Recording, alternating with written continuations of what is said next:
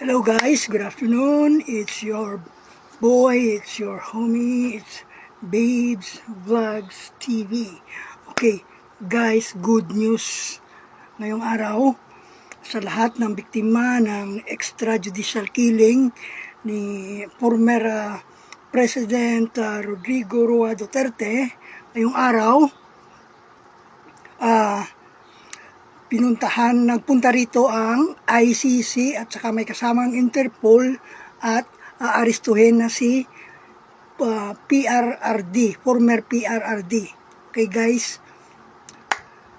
masasabi natin na kahit papaano merong hustisya talaga sa mundo. So, thank God at nabigyan ng hustisya ang lahat ng biktima ng extrajudicial killing at war on drugs ni former PRRD.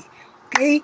Now, ngayon, sana ang susunod nila ay si Bato, si Sara, si Pulong, at si Michael Yang.